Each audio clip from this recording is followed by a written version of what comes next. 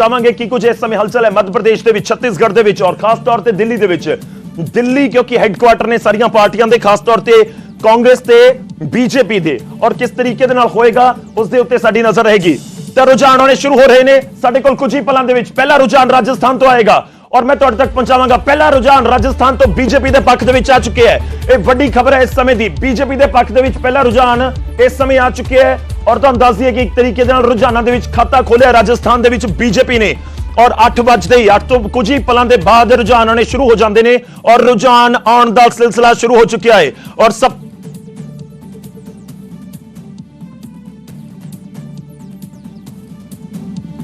तो राजस्थान के विच रुझान आने शुरू हुए हैं और राजस्थान के विच पहला रुझान सामने आ चुके हैं। बीजेपी के पक्ष के है कि कुछ और होएगा असं थोड़ी देर तक क्लीयर करांगे कि किहड़ी सीट का रुझान है, कित्थों इस समय रुझान आ रहा है। तो बीजेपी इस समय लाजमी तौर पर कह सकते हो कि एक बड़ी खबर है कि बीजेपी ने इनफैक्ट दूजे पासे मध्य प्रदेश के भी पहला रुझान मध्य प्रदेश के भी बीजेपी खाता खोलती हुई नजर आ रही है रुझानों के विच।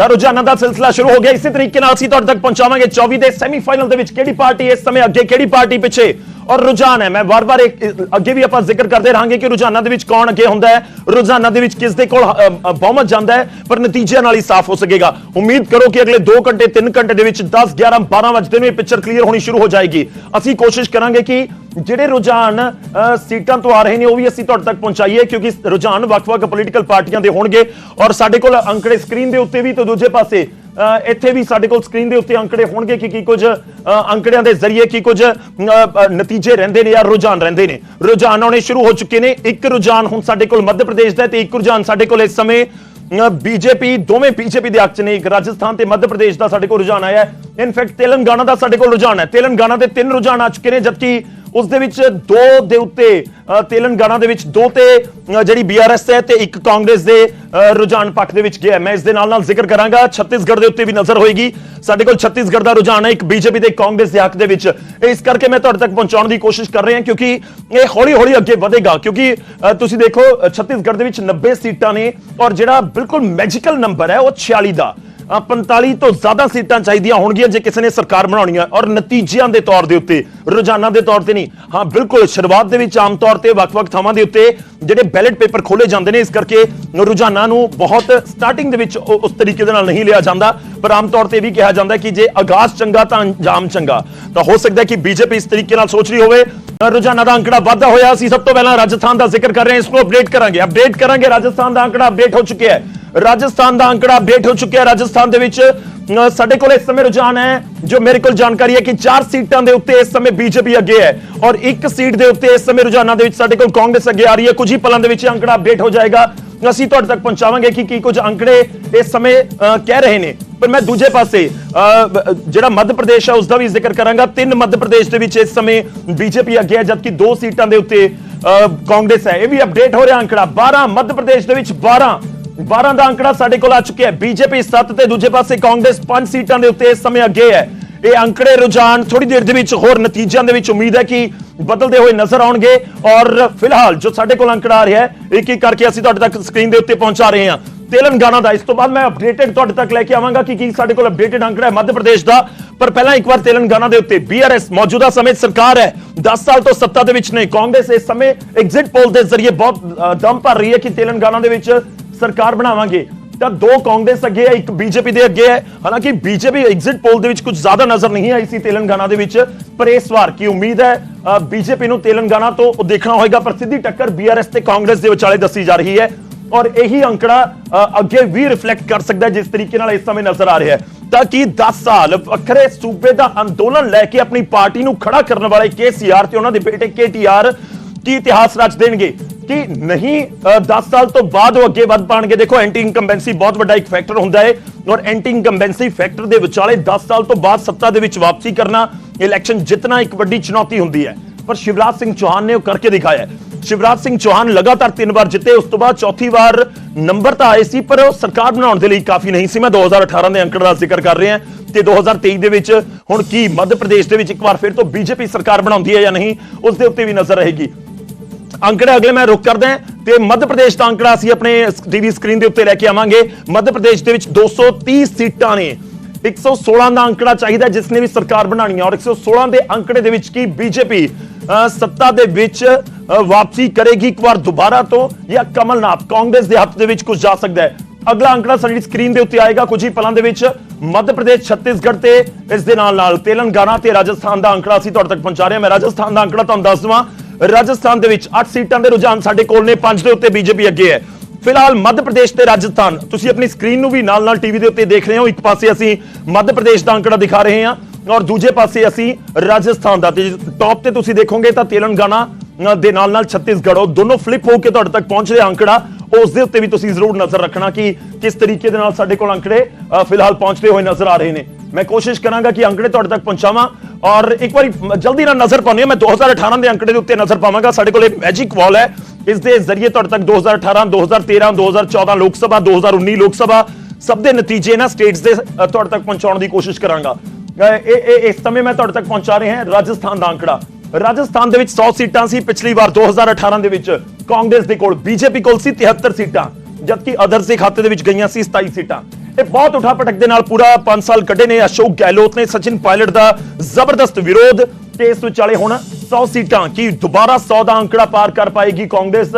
ਕਾਂਗਰਸ ਦੇ ਸਾਹਮਣੇ ਚੁਣੌਤੀ ਹੈ ਕਿ ਇੱਕ ਪਾਸੇ ਤਾਂ ਕਾਂਗਰਸ ਨੇ ਚੁਣੌਤੀ ਦੇ ਨਾਲ ਨਜਿੱਠਣਾ ਹੈ, ਦੂਜੇ ਪਾਸੇ ਜਿਹੜੇ ਉਹਨਾਂ ਦੀ ਅੰਦਰੂਨੀ ਇੱਕ ਬਹੁਤ ਵੱਡੀ ਤੁਸੀਂ ਕਹਿ ਸਕਦੇ ਹੋ ਕਿ ਟਸਲ ਹੈ ਕਾਂਗਰਸ ਦੇ ਵਿੱਚ ਵੱਖ-ਵੱਖ ਸੂਬਿਆਂ ਜਿਵੇਂ ਪੰਜਾਬ 'ਚ ਨਜ਼ਰ ਆਈ ਸੀ 2022 ਦੇ ਵਿੱਚ, ਤੇ ਉਹ ਰਾਜਸਥਾਨ 'ਚ ਪਿਛਲੇ 5 ਸਾਲ ਦੇ ਵਿੱਚ ਨਜ਼ਰ ਆਈ ਹੈ। ਮੈਂ ਰਾਜਸਥਾਨ ਦਾ ਜ਼ਿਕਰ ਕਰ ਰਿਹਾ ਔਰ ਰਾਜਸਥਾਨ ਦੇ 2023 ਦੇ ਅੰਕੜੇ ਸਾਡੇ ਕੋਲ ਨਾਲ ਦੀ ਨਾਲ ਪਹੁੰਚਣੇ ਸ਼ੁਰੂ ਹੋ ਜਾਣਗੇ ਔਰ ਇੱਥੇ ਵੀ ਅਪਡੇਟ ਕਰਦੇ ਰਹਾਂਗੇ ਅਸੀਂ ਕਿ ਕਿਹੜੀ ਸੀਟ ਦੇ ਉੱਤੇ ਕੌਣ ਅੱਗੇ ਹੈ। ਫਿਲਹਾਲ ਸਾਡੇ ਕੋਲ ਕੁਝ ਜਾਣਕਾਰੀ ਹੈ ਕਿ ਰਾਜਸਥਾਨ ਦੇ ਵਿੱਚ ਬੀਜੇਪੀ 12 ਸੀਟਾਂ ਦੇ ਉੱਤੇ ਅੱਗੇ ਹੈ, ਤਾਂ ਰੁਝਾਨਾਂ ਦੇ ਵਿੱਚ ਬੀਜੇਪੀ ਬਹੁਤ ਅੱਗੇ ਵਧਦੀ ਹੋਈ ਨਜ਼ਰ ਆ ਰਹੀ ਹੈ ਔਰ ਬੀਜੇਪੀ ਕਿਸ ਤਰੀਕੇ ਦੇ ਨਾਲ 100 ਪਾਰ ਕਰ ਜਾਏਗੀ ਕਿ ਰਾਜਸਥਾਨ ਦੇ ਵਿੱਚ ਸੱਤਾ ਦੇ ਉੱਤੇ ਬੀਜੇਪੀ ਆ ਜਾਏਗੀ, ਇੱਕ ਵੱਡਾ ਸਵਾਲ ਜ਼ਰੂਰ ਹੈ। ਨਿਊਜ਼ 18 ਦੇ ਉੱਤੇ ਸਭ ਤੋਂ ਪਹਿਲਾਂ ਰੁਝਾਨ ਔਰ ਸਭ ਤੋਂ ਪਹਿਲਾਂ ਨਤੀਜੇ ਅਸੀਂ ਤੁਹਾਡੇ ਤੱਕ ਪਹੁੰਚਾਵਾਂਗੇ। ਰਾਜਸਥਾਨ 'ਚ ਰੁਝਾਨਾਂ ਦੇ ਵਿੱਚ ਬੀਜੇਪੀ ਜਿਹੜੀ ਇਸ ਸਮੇਂ ਅੱਗੇ ਵਧਦੀ ਹੋਈ ਨਜ਼ਰ ਆ ਰਹੀ ਹੈ। ਤਾਂ ਦੋਵੇਂ ਸੂਬਿਆਂ ਦੇ ਇਸ ਸਮੇਂ ਸਾਡੇ ਕੋਲ, ਮੈਂ ਰਾਜਸਥਾਨ ਤੇ ਮੱਧ ਪ੍ਰਦੇਸ਼ ਦੇ ਉੱਤੇ ਫੋਕਸ ਕਰ ਰਿਹਾ, ਇਸ ਦੇ ਨਾਲ ਤੇਲੰਗਾਨਾ ਤੇ ਛੱਤੀਸਗੜ੍ਹ ਦੇ ਅੰਕੜੇ ਤੁਹਾਡੇ ਤੱਕ ਪਹੁੰਚਾਵਾਂਗੇ। ਪਹਿਲਾਂ ਮੱਧ ਪ੍ਰਦੇਸ਼ ਦਾ ਮੈਂ ਜ਼ਿਕਰ ਕਰਾਂ ਤੇ ਰਾਜਸਥਾਨ ਦਾ। ਮੱਧ ਪ੍ਰਦੇਸ਼ ਦੇ ਵਿੱਚ ਇਸ ਸਮੇਂ ਸਾਡੇ ਕੋਲ 35 ਸੀਟਾਂ ਦੇ ਰੁਝਾਨ ਨੇ। 35 ਸੀਟਾਂ ਦੇ 35 ਦੇ ਵਿੱਚੋਂ 20 ਸੀਟਾਂ ਦੇ ਉੱਤੇ ਇਸ ਸਮੇਂ ਬੀਜੇਪੀ ਅੱਗੇ ਹੈ, 15 ਦੇ ਉੱਤੇ ਕਾਂਗਰਸ ਅੱਗੇ ਹੈ। ਤਾਂ ਸਿੱਧੀ ਟੱਕਰ ਨਜ਼ਰ ਆ ਰਹੀ ਹੈ ਮੱਧ ਪ੍ਰਦੇਸ਼ ਦੇ ਵਿੱਚ। ਬੀਜੇਪੀ ਚ ਅੰਕੜਾ ਥੋੜਾ ਜਿਹਾ ਵੱਖਰਾ ਨਜ਼ਰ ਆਉਂਦਾ ਹੈ ਜਿਹੜਾ ਰਾਜਸਥਾਨ ਦੇ ਵਿੱਚ ਬੀਜੇਪੀ 15 ਸੀਟਾਂ ਦੇ ਉੱਤੇ ਰਾਜਸਥਾਨ ਦੇ ਵਿੱਚ ਅੱਗੇ ਹੈ, ਜਦਕਿ ਕਾਂਗਰਸ 9 ਸੀਟਾਂ ਦੇ ਉੱਤੇ ਅੱਗੇ ਹੈ ਔਰ 15 ਤੇ 9 ਮੈਂ ਇਹ ਜਿਹੜਾ ਤੁਸੀਂ ਫਿਗਰ ਦੇਖ ਰਹੇ ਹੋ, ਇਹ ਜੇ ਇਸ ਤਰੀਕੇ ਦੇ ਨਾਲ ਅੱਗੇ ਵਧਦਾ ਰਿਹਾ ਤਾਂ ਫਿਰ ਕਾਂਗਰਸ ਦੇ ਲਈ ਬਹੁਤ ਇੱਕ ਮੁਸ਼ਕਿਲ ਵਾਲਾ ਦੌਰ ਹੋ ਸਕਦਾ ਹੈ। ਔਰ ਛੱਤੀਸਗੜ੍ਹ ਦੇ ਵਿੱਚ ਕਾਂਗਰਸ ਇੱਕ ਵਾਰ ਫਿਰ ਤੋਂ ਭੁਪੇਸ਼ ਬਘੇਲ ਦੀ ਅਗਵਾਈ ਦੇ ਵਿੱਚ ਤੁਸੀਂ ਕਹਿ ਸਕਦੇ ਹੋ ਕਿ ਥੋੜਾ ਜਿਹਾ ਅੱਗੇ ਵਧਦੀ ਹੋਈ ਨਜ਼ਰ ਆ ਰਹੀ ਹੈ। ਔਰ ਕਿਉਂਕਿ ਛੱਤੀਸਗੜ੍ਹ ਦੇ ਵਿੱਚ ਜਿਹੜੇ ਅੰਕੜੇ ਸਾਡੇ ਕੋਲ ਇਸ ਸਮੇਂ ਆ ਰਹੇ ਨੇ, ਛੱਤੀਸਗੜ੍ਹ ਦੇ ਅੰਕੜੇ ਦੱਸਦੇ ਨੇ ਕਿ ਉੱਥੇ ਕਾਂਗਰਸ ਬਹੁਤ ਮਜ਼ਬੂਤ ਹੈ। ਕਾਂਗਰਸ ਇਸ ਸਮੇਂ ਅੱਗੇ ਹੈ ਛੱਤੀਸਗੜ੍ਹ ਦੇ ਵਿੱਚ 18 ਸੀਟਾਂ ਦੇ ਉੱਤੇ, ਬੀਜੇਪੀ 12 ਸੀਟਾਂ ਦੇ ਉੱਤੇ ਅੱਗੇ ਹੈ। ਤੇਲੰਗਾਨਾ ਦੇ ਰੁਝਾਨ ਵੀ ਤੁਹਾਡੇ ਸਾਹਮਣੇ 45 ਸੀਟਾਂ ਦੇ, ਤੇਲੰਗਾਨਾ ਦੇ ਵਿੱਚ ਕਾਊਂਟਿੰਗ ਜ਼ਬਰਦਸਤ ਔਰ ਸਭ ਤੋਂ ਫਾਸਟ। ਤੇਲੰਗਾਨਾ ਦੇ ਵਿੱਚ 45 ਸੀਟਾਂ ਦੇ ਉੱਤੇ ਇਸ ਸਮੇਂ ਰੁਝਾਨ ਸਾਡੇ ਕੋਲ ਆ ਚੁੱਕੇ ਨੇ ਔਰ 45 ਸੀਟਾਂ ਦੇ ਉੱਤੇ ਇਸ ਸਮੇਂ ਬੀਆਰਐਸ ਤੇ ਦੂਜੇ ਪਾਸੇ ਕਾਂਗਰਸ, ਦੋਵਾਂ ਦੇ ਵਿਚਾਲੇ ਸਿੱਧੀ ਟੱਕਰ ਨਜ਼ਰ ਆ ਰਹੀ ਹੈ। ਬੀਜੇਪੀ ਬਹੁਤ ਪਛੜੀ ਹੋਈ ਹੈ, ਯਾਨੀ ਕਿ ਤੇਲੰਗਾਨਾ ਦੇ ਵਿੱਚ ਪਿਕਚਰ ਕਲੀਅਰ ਹੈ ਕਿ ਬੀਆਰਐਸ ਤੇ ਕਾਂਗਰਸ ਦੇ ਵਿਚਾਲੇ ਮੁਕਾਬਲਾ ਹੁੰਦਾ ਹੋਇਆ ਨਜ਼ਰ ਆ ਸਕਦਾ ਹੈ। ਔਰ ਮੱਧ ਪ੍ਰਦੇਸ਼ ਤੇ ਛੱਤੀਸਗੜ੍ਹ ਦੇ ਅੰਕੜੇ ਕਿਸ ਤਰੀਕੇ ਦੇ ਨਾਲ ਅੱਗੇ ਬਦਲਦੇ ਨੇ ਉਸ ਦੇ ਉੱਤੇ ਨਜ਼ਰ ਰਹੇਗੀ। ਮੈਂ ਜ਼ਿਕਰ ਕਰ ਰਿਹਾ ਕਿਉਂਕਿ 20 ਸੀਟਾਂ ਦੇ ਉੱਤੇ ਰੁਝਾਨ ਦੇ ਵਿੱਚ ਅੱਗੇ ਜੇਕਰ ਕੋਈ ਪਾਰਟੀ ਨਿਕਲਦੀ ਹੈ ਤਾਂ ਫਿਰ ਇੱਕ ਚੁਣੌਤੀ ਲਾਜ਼ਮੀ ਤੌਰ ਤੇ ਰਹਿੰਦੀ ਹੈ ਦੂਜੀ ਪਾਰਟੀ ਦੇ ਲਈ ਕਮਬੈਕ ਕਰਨਾ। ਪਰ ਆਮ ਤੌਰ ਤੇ ਰੁਝਾਨ ਜਿਹੜੇ ਬਿਲਕੁਲ ਸਟਾਰਟਿੰਗ ਦੇ ਵਿੱਚ ਆਉਂਦੇ ਨੇ, ਕਿਉਂਕਿ ਅਜੇ ਸਿਰਫ 10-12 ਮਿੰਟ ਹੋਏ ਨੇ, ਤਾਂ ਸ਼ੁਰੂਆਤੀ ਰੁਝਾਨ ਦੇ ਵਿੱਚ ਇਹ ਚੀਜ਼ ਕਲੀਅਰ ਹੁੰਦੀ ਨਜ਼ਰ ਆ ਰਹੀ ਹੈ ਕਿ ਬੀਜੇਪੀ ਔਰ ਕਾਂਗਰਸ ਦੇ ਵਿਚਾਲੇ ਰਾਜਸਥਾਨ ਤੇ ਮੱਧ ਪ੍ਰਦੇਸ਼ ਦੇ ਵਿੱਚ ਇੱਕ ਬਹੁਤ ਕਰੜੀ ਟੱਕਰ ਆਪਾਂ ਨੂੰ ਨਜ਼ਰ ਆ ਸਕਦੀ ਹੈ। ਤਾਂ ਕਰੜੀ ਟੱਕਰ ਨਜ਼ਰ ਆ ਸਕਦੀ ਹੈ ਇਸ ਮੁਕਾਬਲੇ ਦੇ ਵਿਚਾਲੇ। ऐसा है, हम तो 130 सीटें लेके आ रहे हैं, बाकी जो होगा सो देखिए। शिवराज सिंह चौहान की विदाई तय है क्योंकि वो जीत को लेकर आश्वस्त दिख रहे हैं, लगातार उनके बयान आ रहे हैं। ना केवल विदाई तय है लेकिन अब उनके अच्छे दिन समाप्त हो 2000 राज खत्म हो रहा है। आपने ट्वीट किया है आपने सुबह, जंगल राज खत्म हो रहा है, क्या कहना चाहेंगे इसके ऊपर?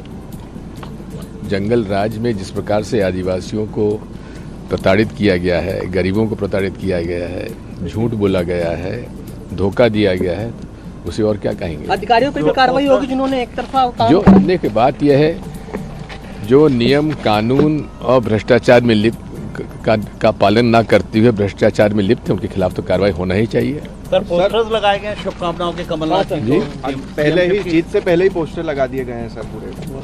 लगाने वालों से पूछो। सर 2018 में आप जो है पीसीसी में बैठे थे, आपने पूरी मॉनिटरिंग की थी, इस बार भी आप हाँ वहीं भाई, पर रहेंगे? जी हाँ जी हाँ। सर एक एक मिनट ये आपने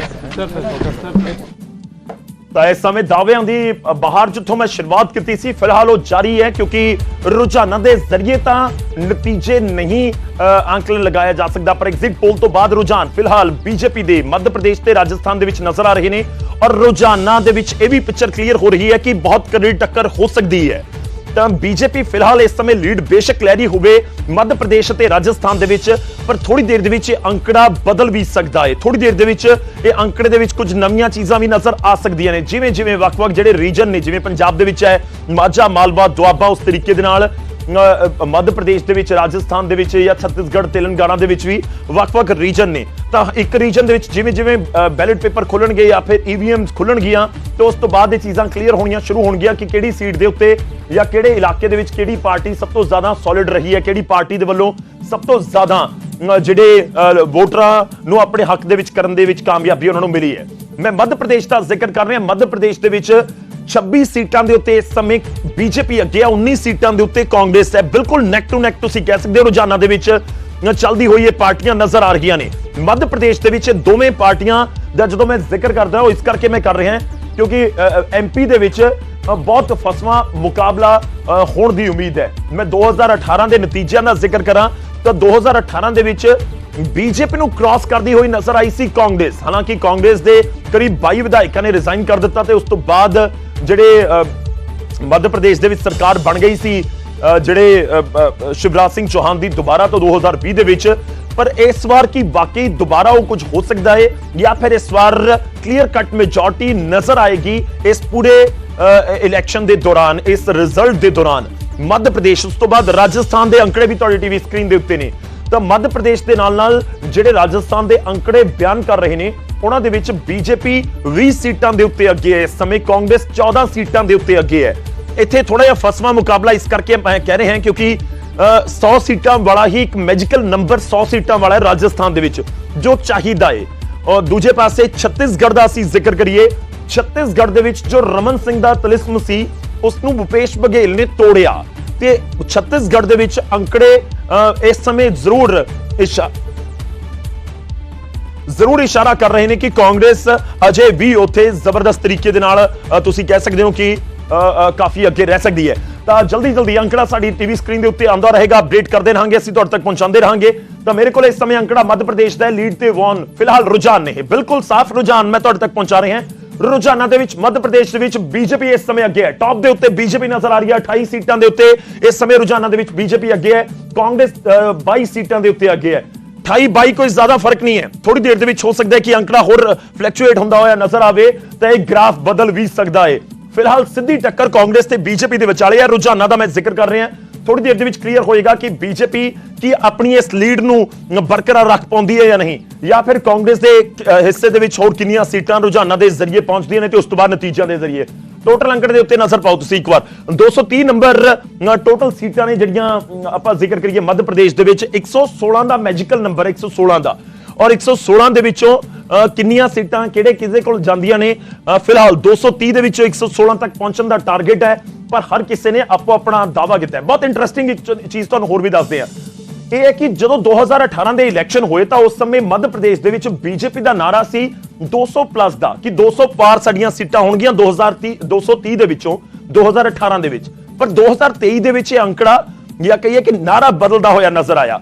2018 ਦੇ ਵਿੱਚ ਜਿਹੜਾ 200 ਪਾਰ ਸੀ, ਇਸ ਵਾਰ ਬੀਜੇਪੀ ਦੇ ਆਗੂਆਂ ਦੀ ਜ਼ੁਬਾਨ ਦੇ ਉੱਤੇ 150 ਪਾਰ ਦਾ ਨਾਰਾ ਸੀ। ਯਾਨੀ ਕਿ 150 ਪਾਰ ਤਾਂ ਬਹੁਤ ਇੱਕ ਵੱਡਾ ਨੰਬਰ ਤਾਂ ਜ਼ਰੂਰ ਹੈ, ਪਰ 200 ਤੋਂ 150 ਤੱਕ ਬੀਜੇਪੀ ਜ਼ਰੂਰ ਆ ਗਈ ਆਪਣੇ ਦਾਅਵਿਆਂ ਦੇ ਵਿੱਚ। ਤੇ ਦਾਅਵਿਆਂ ਤੋਂ ਬਾਅਦ ਹੁਣ ਅੱਗੇ ਅੰਕੜਾ ਕਿਵੇਂ ਬਦਲਦਾ ਹੈ ਜਾਂ ਅੰਕੜੇ ਦੇ ਵਿੱਚ ਕੀ ਕੁਝ ਹੋਰ ਅੱਗੇ ਪਿੱਛੇ ਨੰਬਰ ਹੁੰਦਾ ਹੈ, ਲੋਕਾਂ ਨੇ ਉਹਨਾਂ ਦਾਅਵਿਆਂ ਦੇ ਉੱਤੇ ਵੋਟਾਂ ਪਾਈਆਂ ਨੇ ਜਾਂ ਨਹੀਂ ਪਾਈਆਂ, ਇਹ ਸਭ ਕੁਝ ਦੇਖਣਾ ਹੋਏਗਾ। ਬਹੁਤ ਇੰਟਰਸਟਿੰਗ ਹੈ, ਬਹੁਤ ਲਾਜ਼ਮੀ ਤੌਰ ਤੇ ਦੋਵੇਂ ਸਟੇਟਾਂ ਦੇ ਉੱਤੇ ਤੁਸੀਂ ਨਜ਼ਰ ਰੱਖਿਓ। ਦੋਵੇਂ ਸਟੇਟਾਂ ਦੇ ਉੱਤੇ, ਇੱਕ ਮੱਧ ਪ੍ਰਦੇਸ਼ ਤੇ ਦੂਜਾ ਛੱਤੀਸਗੜ੍ਹ। ਇੱਕ ਵਾਰੀ ਮੈਜਿਕ ਬਾਲ ਦੇ ਉੱਤੇ ਆਉਨੇ ਆਪਾਂ। ਮੈਜਿਕ ਬਾਲ ਦੇ ਜ਼ਰੀਏ ਤੁਹਾਨੂੰ 4 ਸਟੇਟਸ ਨਜ਼ਰ ਆ ਰਹੀਆਂ ਹੋਣਗੀਆਂ। ਇਹ 4 ਸਟੇਟ ਮੱਧ ਪ੍ਰਦੇਸ਼, ਰਾਜਸਥਾਨ, ਛੱਤੀਸਗੜ੍ਹ ਤੇ ਤੇਲੰਗਾਨਾ। ਮਿਜ਼ੋਰਮ ਦੇ ਅੱਜ ਨਹੀਂ ਆ ਰਹੇ ਨੇ, ਸਾਡੇ ਦਰਸ਼ਕ ਆਲਰੇਡੀ ਜਾਣਦੇ ਹੋਣਗੇ। ਮਿਜ਼ੋਰਮ ਦੇ ਨਤੀਜੇ ਕੱਲ ਸਵੇਰੇ ਅਨਾਉਂਸ ਕੀਤੇ ਜਾਣਗੇ, ਇੱਕ ਦਿਨ ਡਿਲੇ ਕਰ ਦਿੱਤੇ ਗਏ ਨੇ। ਤਾਂ ਇਸ ਤਰੀਕੇ ਨਾਲ ਮੇਰੇ ਕੋਲ ਅੰਕੜੇ ਆਉਂਦੇ ਰਹਿਣਗੇ। ਤਾਂ ਇੱਕ ਵਾਰੀ ਫਟਾਫਟ ਨਜ਼ਰ ਥੋੜਾ ਜਿਹਾ ਕਲੋਜ਼ ਆਵਾਂਗੇ ਸੰਦੀਪ। ਮੱਧ ਪ੍ਰਦੇਸ਼ ਦੇ ਵਿੱਚ 14 ਅੰਕੜਾ ਸਾਡੇ ਕੋਲ ਔਰ 11 ਤੇ ਬੀਜੇਪੀ। ਇਨਫੈਕਟ ਮੈਂ ਇਸ ਨੂੰ ਰਿਫਰੈਸ਼ ਕਰਨ ਦੀ ਕੋਸ਼ਿਸ਼ ਕਰਦਾ ਕਿ ਕੀ ਕੁਝ ਇੱਥੇ ਜਿਹੜਾ ਰਹਿੰਦਾ ਹੈ।